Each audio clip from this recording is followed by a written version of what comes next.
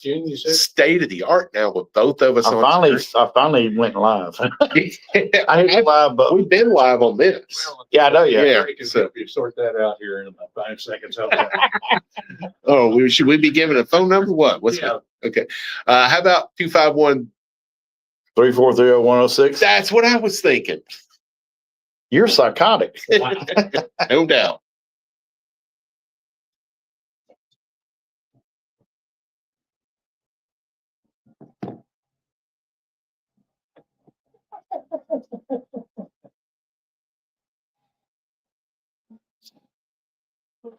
Well, that opening segment was pure chaos.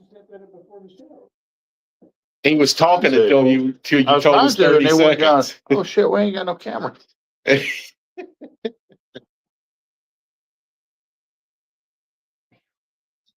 So we talked turkey a little bit and technology. Now we can talk wine. Well, what I want to do first is I want to mention Cherish Lombard and the Red Clay Strays.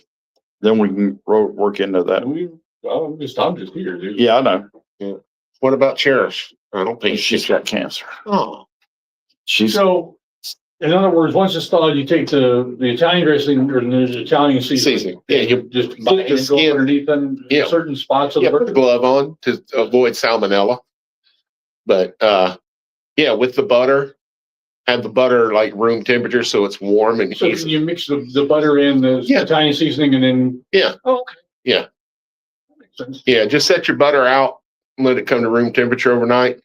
By the way, butter can stay at room temperature for 30 days. Okay. It doesn't have to be refrigerated. I don't know. Yeah, a lot of times keep it out all the time. My mom butter, Yeah. we keep a stick and it don't last 30 days. It don't last a week. A stick, in the that tray by the stove. And so I don't know why I keep coming back to this, but you don't put water in the bottom of the. No, you're not braising. That's called braising. You're roasting. Braising is you want liquid at the bottom. Yeah. What's going to happen is all the meat will just fall apart in the bottom of it. You do that with leaner cuts that are a little tougher, like brisket. That's a great way to cook brisket. We're tender, but we're still going to do. Well, you can't avoid tender. It's a bird. We're still going to dry it out. Oh, yeah. Well, don't overcook it. Yeah, I don't want to drink it. You don't want to. A bird. We found a recipe with put a turkey breast in a crock pot, and we're going to do that. It just falls apart. But I'm going to go ahead and smoke a ham in my smoker. But we're going to have to really smoke the turkey breast on that a certain way. Or? We're tired of that. Oh. We're tired of frying. We're tired of all that shit. You've been alive so long that even one meal a year, you've done it to death. We're going to put it. We're going to make an aluminum foil dish and put it under the sun and let the sun give it sunburned turkey. We got 2 people watching right now, Mike. Hey, y'all. You'll beat the crows out of it. Yeah. How you like this weirdness we got going on? Remember a couple of years ago we were talking about 6-legged turkeys? No, that was John Madden. Well, I know, but Rouse's has 6-legged. Oh, turkeys. yeah. Remember we used to talk about it on the show? Yeah. And John from Fig River. Here we go.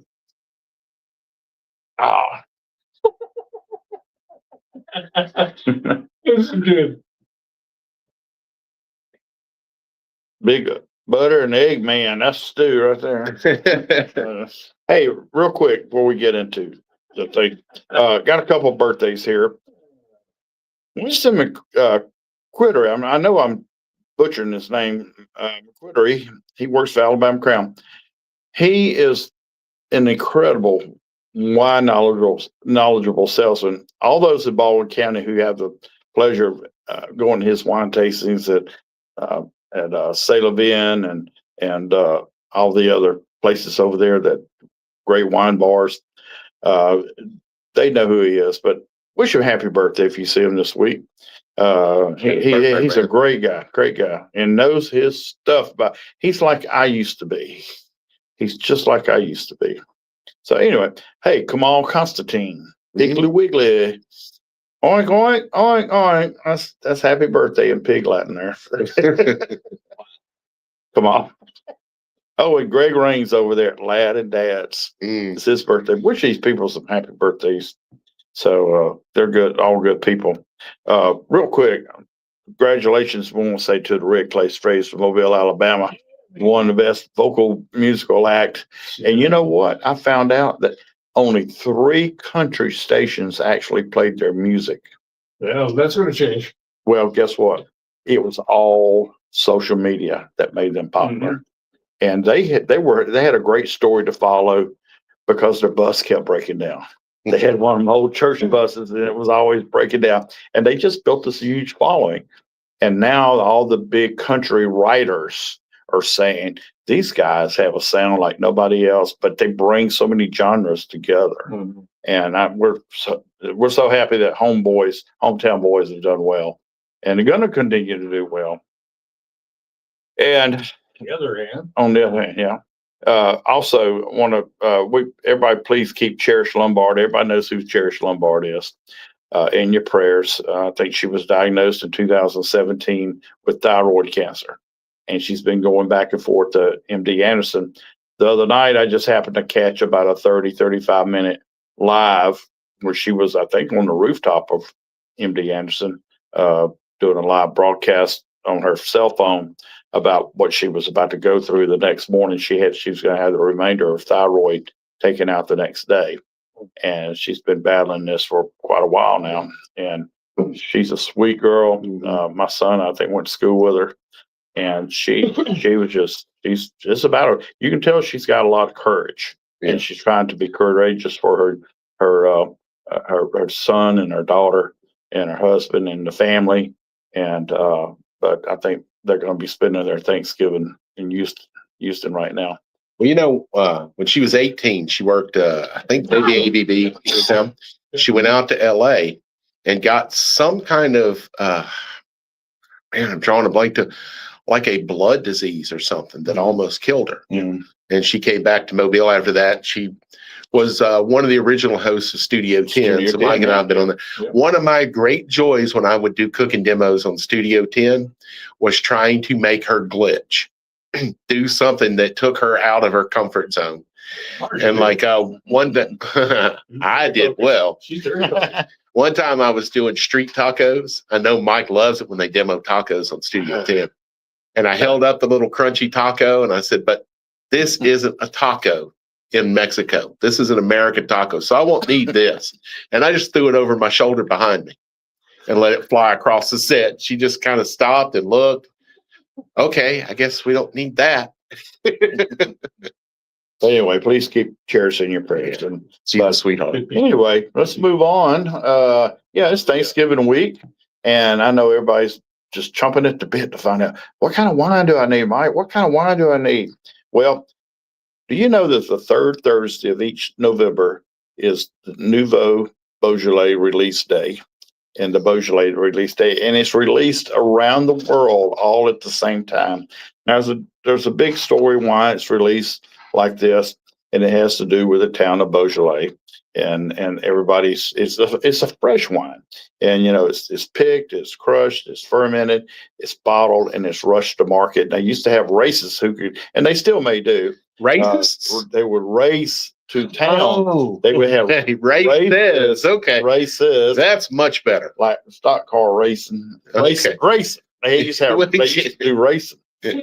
And get their product to market, which I mean in the town quicker than anybody else. Than big competition. Of course, the big name is George Dubouf, and George Dubouf. Yes, he would get his. The French have a different, but he's had he's a pretty big name, and he's made his name with Beaujolais Nouveau. But it's from the Gamay region.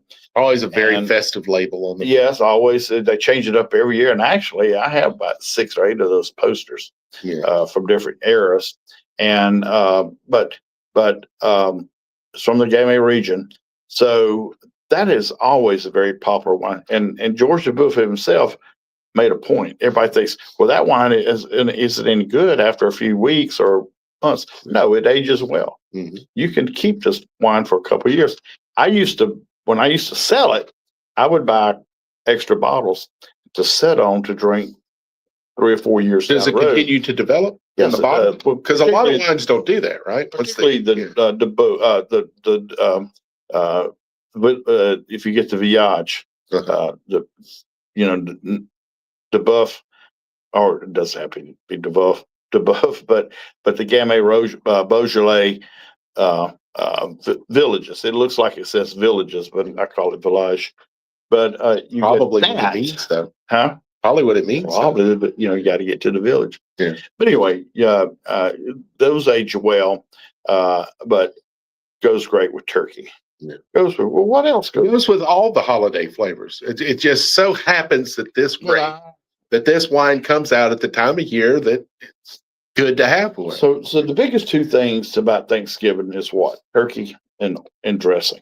Pecan pie, Whether it's pecan pie, but pumpkin cheesecake. I want to tell you what, I had some oyster dressing at our local company thing Friday, and the first thing I thought of when I bit into it was, this needs champagne. This needs sparkling.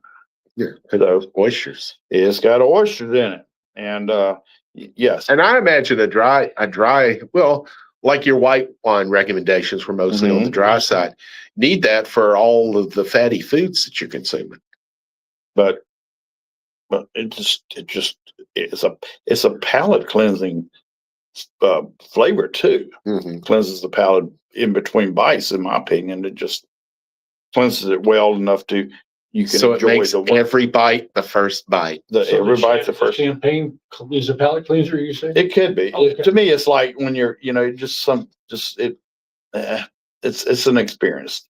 No, I was just thinking, the white wine or The champagne. the champagne, yeah. Well, I also recommend Pinot Grigio. Okay. Pinot Grigio. It's a lighter, because there's so many flavors in dressing. Sure. But everybody makes it different. But whether it be just regular cornmeal dressing, mill dressing, or oyster dressing, but oyster dressing especially goes well with champagne. Oh, Champagne. that's what I was trying to, There you go. that's the palate. And I don't know a lot of people who do green potatoes, but if you do Green potatoes. cream potatoes, Cream potatoes. smashed potatoes, but Merlot would go great with that. But everybody I know does yams or candy, sweet potatoes. Yeah, because the yam and the sweet potato is not the same thing. But they recommend here Pinot Noir for that. I guess because of the sweetness. Yeah. Cranberries, cranberry preserves, Grenache. What do you think? Chocolate Grenache? A chocolate Grenache? I don't know. No. That's Ganache, by the way. It's the chocolate. Yeah, that's right. Ganache. But a Grenache is mainly going to be Spanish, so Ganache in Italian. Pumpkin pie, Moscata. Moscata is going to be a little sparkly almost and sweet. Not that sweet, but sweet. How about some of that reunited Lambrusco? No, it won't go with that. Okay.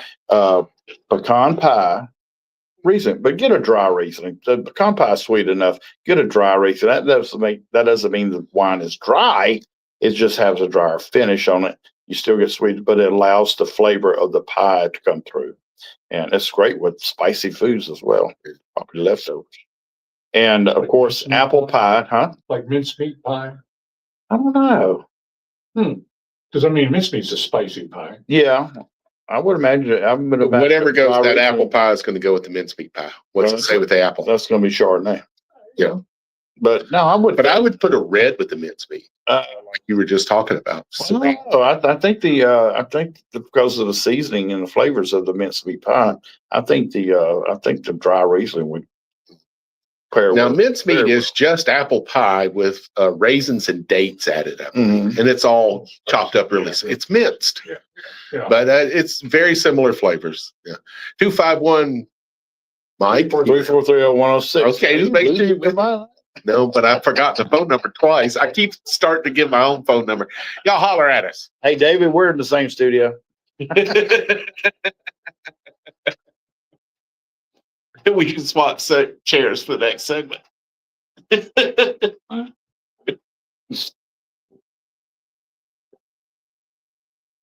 Don't point it where you are. Point it where you're going to be. No, it's still not working. Still not working. We're both on, Mike. We're Yeah. seeing what's going on. As long as I'm on here, it's not going to show both of us. I'm cutting the screen in half. Is this a deboof? No, they're knocking down the They speaker. don't work anyway. No. George, Usually they'll like Hurricane George. Put it in with 2025 label, see what it shows. I just put in George the booth. That's the Alright. latest website. Oh, yeah, that's not the, Yeah, that's what they do, but Yeah, look for the 2025 The Nuvo. house, the wines, the park. The park? is it a amusement park? Oh, Oh, okay. they talk. Hamilton Cafe. 10 Merlotons for $1. The one I like here is, I'll get this region, the one we get back. Mike can stuff it with spam, he said. This the whole thing right here is just throwing me off. Why? You don't need to do anything. No.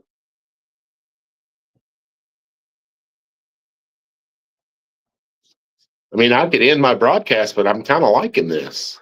I mean, we may be able to just do this with our cell phones from now on, and both of us be on screen individually.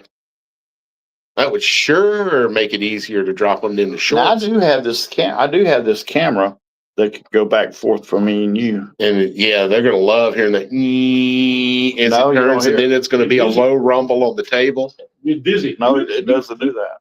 Doesn't make it noise. Yeah, it doesn't now. Put it on this table. Or manual, they have a manual where you can just go back and forth whenever one speaker go back. You can switch them back and forth. When I do the podcast with Rick, I could do that. Yeah. I I haven't played with any of probably that just need a new camera.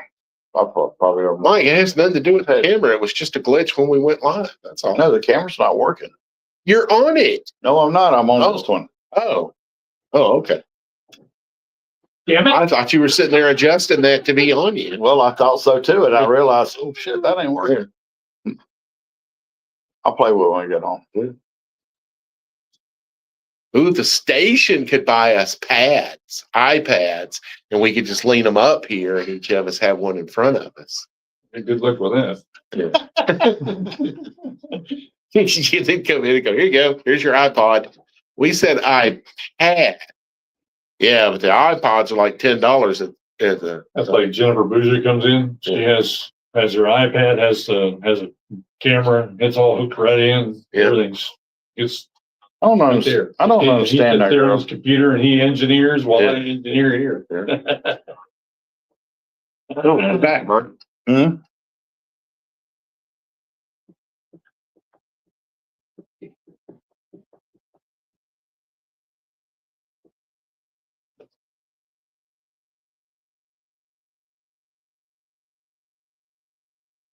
I know somebody named David Hill will play for Gumbo Or Marlotons. or Merlotone, but let me tell you, he said that Rouse's has, and we're not advertising for Rouse's, but we're just saying, has 10 Merlotons for $1. 10 Well, they Merlotons for $1. Well, he makes some recipe suggestions too. Yes, he does. A lot of people here, David, you know yourself, a lot of people here don't know about Merlotone. Yeah. And how delicious they are. Or chayote squash is its other name. It's in the squash family. In Louisiana, it's called Merloton. The rest of the world, it's called a chayote squash. And I used them at Mars Hill one time. Is that the purple squash? Mm-mm. No, it's green. Oh, I used it at Mars Hill one time because we shared a shopping center with an Asian market. mhm. And our cucumbers had gone bad. And usually I'd run down there and they would have English cucumbers. And, and that would get me through a day, and they were out of cucumbers. So I just grabbed the Merloton and cut it into pieces and threw that into the salads. And people were like, that's the best cucumber I've ever had in my life. Doesn't look or taste anything like a cucumber. But delicious squash here. Squash comes from the New World. I don't know of any squashes that are. Bill would be the expert on that, but I don't know of any squashes indigenous to other parts of the world. I think they all came from. I think we never grew North and South in the green. That's why I was saying. Although I say that, but zucchini has an Italian name, so I'm wondering and it's a squash. Its full name is zucchini squash. But the natives here, and this is a holiday that is built around us sharing things with the people who are already here. Yeah, it's funny. The first Thanksgiving, well, it wasn't the first Thanksgiving. They've been doing it for 12,000 years. It's just the first ones they let some crackers show up to it. Somebody finally named it. Just ask the white folks if they want to come up here. But the natives referred to three vegetables that they grew as the three sisters. That is corn, squash, and beans. And they had an ingenious way of growing them so that the squash vines would grow up the corn, so it would hang off of the corn stalks, and everything, all three of them were grown right together. So you would go to one corn stalk and you would pick three different vegetables. Oh, cool. And each one of these vegetables helped the other one through the various, whether it be a threat from pests, clearly not pesticides, because those didn't show up until they came on boats, but and also protect them from weather. Too much sun, not enough sun. Too much rain, not enough rain. Next time, figure that out. Yeah. Well, they had, like I said, they had 12,000 years. Pretty cool. Yeah. It's called the Three Sisters. To me, a true succotash never has tomatoes in it. Succotash, for me, what is the Three Sisters? It would be corn, some kind of bean, some kind of squash. And the way I do mine is in brown butter with sage. And just saute it. No, my brother despises sage. Do you have succotash for Thanksgiving? Mm-mm. Would be much more accurate than pretty much anything else we put on the table. Makes sense. So, but you always gotta have your yams or your sweet potatoes. Right. And those are different, by the way. A yam is indigenous to Africa. It's a very waxy, I think it is a rhizome as opposed to a root. They started, when Africans came to the New World, they encountered the sweet potato, and it reminded them flavor and color of a yam. So the name just kind of got transferred. About the same, just different texture. Okay. I mean, those canned yams, that's a totally different texture than a sweet potato. Yeah. I didn't ask before I shopped last week. Doc, got it? Oh, that's okay. I mean, still put butter and brown sugar in there. Yeah, by all means, go for it. Yeah. Put some butter in there. By the way, Trey says, "Damn, fellas, listen to y'all here. You sound like watching monkeys' tools for the first time." Well, I'm a little discombobulated today because the camera didn't work. So not the one we usually use. I'm using the one on my laptop, and I'm on my phone. Stu's on his phone. George, every Thanksgiving, trying to get in the game. We used to have the rabbit ear antennas. Yeah. And oh my God, George would be fighting with that my Uncle George would be fighting with the rabbit ears to get the game in every year. That was the entertainment. Now stand right there. Stand right there and put your finger on the top of it. Don't move. Just right. Don't move. Yeah, David mentioned that the sound quality is better. The setup. There's a reason for that, David. If we get a caller, you don't get to hear them. And this is just the mic on my phone and the mic on Mike's laptop picking us up. We usually have a dedicated microphone with the broadcast camera that has its own set of headphones on it. Well, it did. Yeah. So if we get a call, y'all ain't going to get to hear them. But Mike, we need to talk about next week. Yes, absolutely. Mike and I are not going to be here next week. But that doesn't mean there's not going to be a brand new Sip and Chew. We're not going to tell you anything about it. It's top secret. Shh. Don't let the government know. But just make sure you tune in to the radio broadcast next week. There shouldn't be a podcast. We're not going to do a live cast because we won't be live. It's a recorded show. I may put something together for Facebook and YouTube. But, depends on how bored I get this week. What it is. Yeah, Steve knows. Mike knows too, but he just found out. I know now. Yeah. Yeah, Steve and I have been cooking this up for a couple of days, and Mike's like, "You want to come do the show next week? That's fine, but I'm not going to be here." You going to be with family? Mm-hmm. You travel? He is this time. Well, it's short travel. Aren't you going to Orange Beach? No. Oh, that's for Thanksgiving. Well, next Sunday he's got something else. Yeah, that's right. You're going to Orange Beach for Thanksgiving. Yeah. But I'm just gonna sit at home, and listen to the show. And go, hey, that's me talking, but I'm not talking. most people, yeah, that's what I think is one of the traditions is holiday travel. Is that, you guys think that that's kind of gone the wayside? They're projecting this to be a big year. Gonna be a big one. Yeah. Gonna be a big one. But I bet it's more people driving. Finally, post-COVID enough, I think we're good to go. But I mean, Well, the economy has been so bad. I mean, his economy is just horrible right now. It's worse now than it was a year ago. Yeah. But yes, people still find ways to travel, and traveling they do, They'll drive. What's the best meal to prepare beforehand and take with? Ooh, fried chicken. Well, I meant for Thanksgiving. Something that can stay at room temperature. Jello pudding. I mean, Yeah. People might. It depends on how far you're driving. Because keep in mind, and this is an important thing to remember. There's this thing called the danger zone with food, and it is between 41 degrees Fahrenheit and 140 degrees Fahrenheit. If the food is in that temperature range, that is optimal for bacterial growth, and that's the whole reason we refrigerate food is bacteria.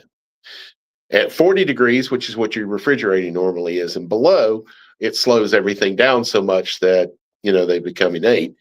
At 140 and above, it's so hot that it kills them off. You could be in that danger zone for 4 hours safely. You could probably be in it for 5 to 6, depending on what it is. But safely, 4 hours in the danger zone, you have nothing to worry about. So if you got a 2-hour drive, pull that mac and cheese out, wrap it in a towel, drive 2 hours, you have nothing to worry about. So I was about to say, so you could do the turkey and ship it and do pretty well. Yeah, as long as it's going to be less than 4 hours from when you pull it out to when you either serve it or then put it in another oven. You're fine. Okay. Yeah. Pies are obvious. Yeah. I mean, I'm just thinking about some of the dishes, like, it used to be cream corn. God, I hate that stuff. But cream corn, they would leave it hot and put it in. He hasn't had cream corn done the Southern way. No. Where you freeze it. In many ways, and I just don't like cream corn. You freeze it, cut it into little pieces, and flour, egg wash, and a cornmeal batter and fry it. Yeah. That's corn nuggets. If you've ever been to a convenience store that has corn nuggets, I don't care. That's what it is. It's cream corn that's fried.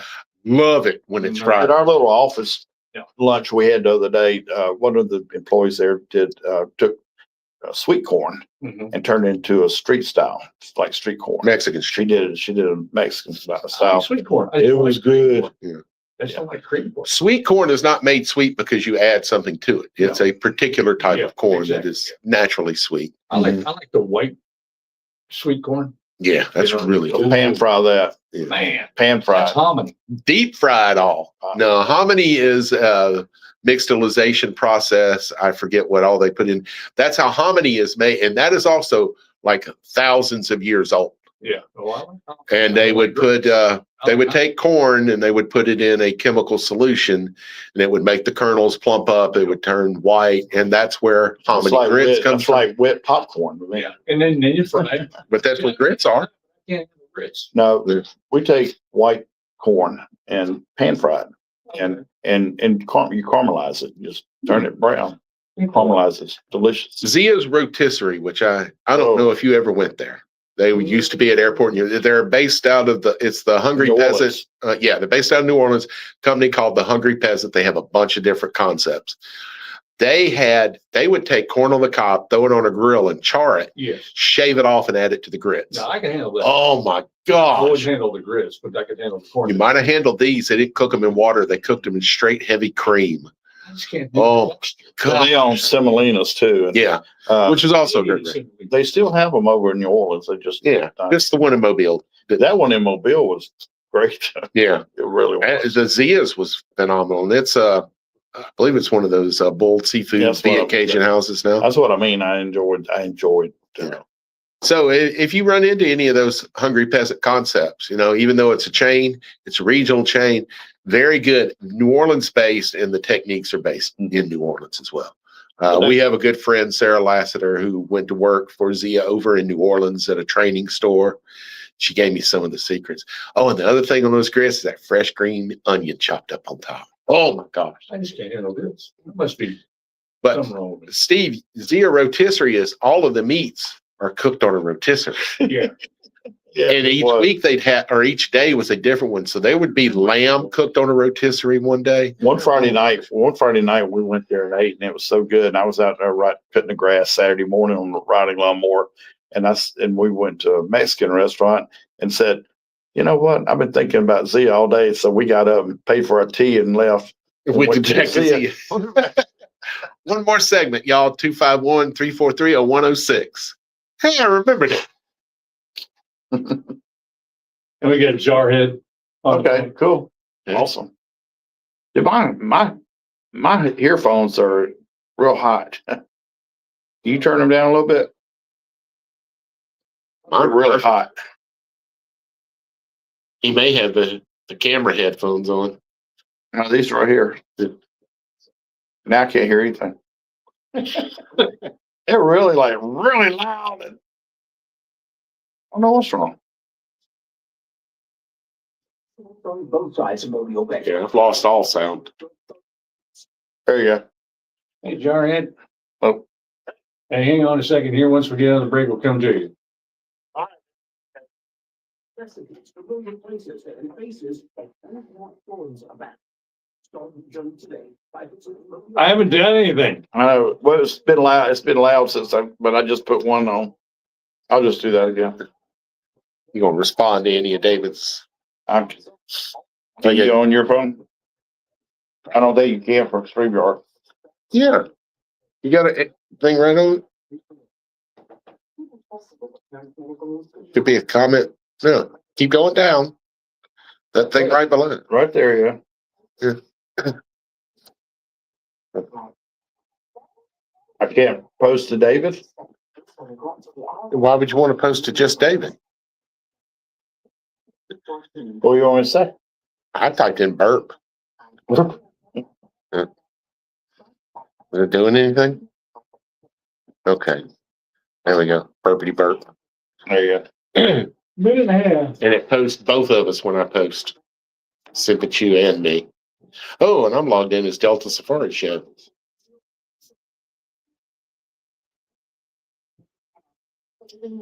Steve, I think I've got every segment right dead on at the time without the 30-second music play, except the last one. I go over by about 10 seconds, and I figured that can be playing. Well, yeah, I just put those times in there to let you know that's when the music starts. Yeah. And then it goes for about 30 seconds. Yeah. So, I mean, if you want to put music in, that's great because I can turn off the triggers. Yeah. No, leave your regular music in. I think I'll send it to you. Each segment is its own file, and I'll just send them to you later on Quick Share. Because if you go over 10 seconds, what that music do, it'll override not only on one pot. Yeah. So it'll drown it out a little bit. Yeah. That one, the last one's the only one that goes over. I think it goes over 9 seconds. Now, if you want, what I could do, if you send it to me beforehand, I can produce it to where, like I do with Doug. Yeah. I'll send it to you tonight. Yeah, you can just send it to me and I can produce them and then I can put them in all as one segment. Yeah, I finished them last night and I'll put them in a Quick Share file and send it to you. You have 72 hours to download it and then it goes away. Yeah, I'll just produce them at home and send them to myself and then I'll put them in a cart and they'll all be just one deal. You can sit back here and take a nap while it's going on, can't you? I monitor. The thing that I do with Doug is I make sure because it never fails. Oh, here we go, Mike. That's us. Whenever you're not here, I changed. Oh, whenever you're not here, I haven't changed that to sip and chew with frickin' stew. We got a collar. Yeah, Jarhead, what you got going for us? There you go. There you go.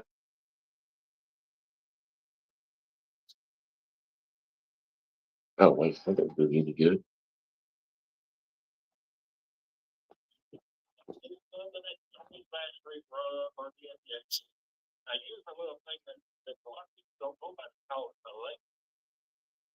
Yeah. Mm-hmm. Oh, what? What?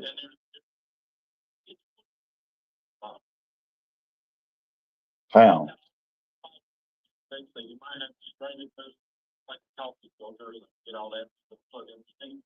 But I go ahead and use my turkey up on Monday nights, and I put it in two plastic bags. Put it in a pan, so they can get it outside the refrigerator. And about every 12 hours, or whatever you take about it, there, and take that turkey and flip it up. Because, you know, all that marinade is gonna squeeze back out of that turkey. Mm-hmm. Like, and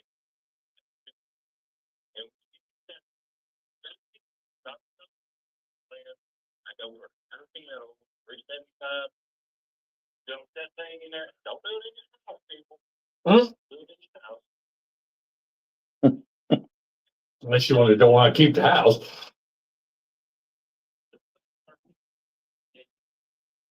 It's less than an hour. When it starts, I get another 10 minutes. Take that thing out, let it sit. I don't care what y'all say about turkey breast. I get it out that being dry, even the breast are going. Yeah, Absolutely. That's one of the benefits of frying. yeah. Mhm. Oh, yeah. Oh, yeah. I had, Like this. My mom's house, bring another big turkey. I did it for just years and years and years. And then just in the last 2 years, I said, peanut oil has gotten so expensive and it's just two of us now. And when I do it for a family, I'll do it for a family, but just for two people, I'm not going to do it for two people. And so you kind of get out of the habit, but I prefer fried turkey. The other day, at Walmart, and the Luann brand, peanut oil, the big box of it, for $29.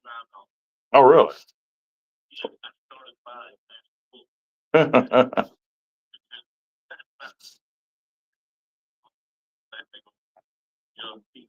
Now, my next, so I got a question for you then, and it's just, because I've never done it. What do you do with the oil after? Let it cool off, put the drain, and put it back in the jug, and store it in a. Yep. Like in your pantry, and you can usually, I use mine for, over a year and a half. Okay. Wow. Yeah, it's the particles in the oil that make it break down, smoke, and all of that stuff, unless you get the oil too high, which is what the smoke point is. So yeah, just filter it out. If it's got a little flavor in it, fry potatoes in it first, and the potatoes will take all the other flavors out of the oil, especially like seafood.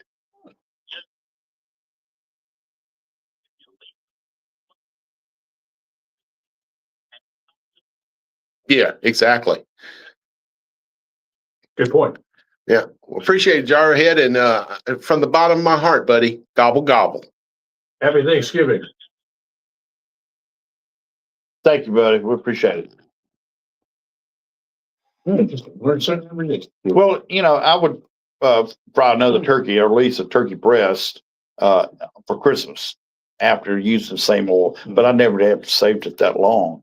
Yeah, But cool, dry plate. Fresh, I just buy fresh next year. Yeah, Well, yeah, you can reuse it. So how it's do you filter? I mean, is there a special cloth? yeah, coffee filter Buffer filter?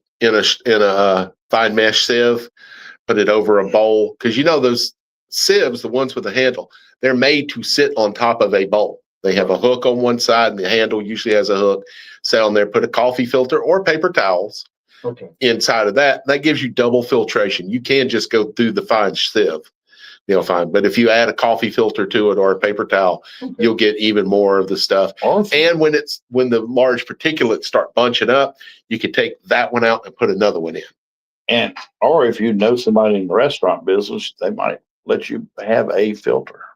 There's actually filters to make, okay. Yeah, it's a big metal contraption, but there is a rectangle filter that goes in it. Oh, okay. There's also a funnel one too, depending on what you're. Oh yeah, that's old school. Yeah. Nobody has those anymore, Mike. Yeah, well, I do. I mean restaurants. Restaurant.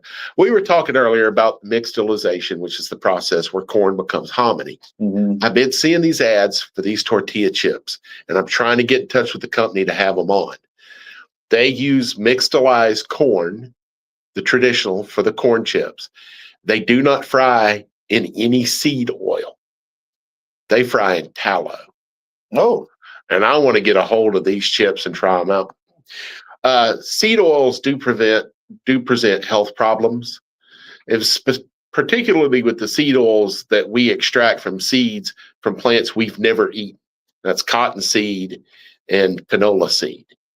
Humans have never consumed those things. And now all of a sudden we're getting an extract of the oil out and consuming it. So there's no telling what can happen. And they're finding out there are health issues with the seed oils. And it turns out that beef tallow and lard are better than anything science has come up with to replace them. everything that is said, everything that every expert has always said was bad for you is now good for you. Well, it's not as bad as what they came up with to replace them. And, the most obvious examples of that are vegetable shortening, which, good old Crisco, worst thing you can use. The body can't metabolize it for the same reason the body can't metabolize high fructose corn syrup. We don't consume those things naturally. So the body doesn't know how to deal with them. So it stores every single bite you take of that as fat cells. And that has been the reason for the explosion in obesity in the United States of America. It's those two chemicals, vegetable shortening, high fructose corn syrup, because they put it in everything. And I used to joke that the Sara Lee's Heart Healthy Bread was the least healthy bread mankind had ever created. And they have since been called out enough on it because it used high fructose corn syrup and vegetable shortening in place of sugar and oil and doubled the amounts of it. Double the heart attack. Yeah. And they have since come back because Sara Lee, for those who don't know, is not a food company. They are a brand management corporation. Go to their website. They don't manage food. They manage the individual brands they've bought, Pepperidge Farms being one of them. They bought really well-respected brands, and then they throw out everything that made them respected and make them. I'm not a fan of Pepperidge Farms bread, Sara Lee bread, any of the things they make. They used to be wholesome. Now they are ultra processed. And that's because you don't let people whose sole goal is to put money in the bank control the things that you eat. There has to be something more than just profit in mind when you're feeding people food. There's a responsibility that comes with it. Well, folks, It's been great. We'll see you in 2 weeks. Get out there, support local, be local. Be safe on the road. Don't do anything stupid. Like Mike and I do. Yeah. Yeah. Oh, Mike, you forgot the most important thing. Provolone? Provolone.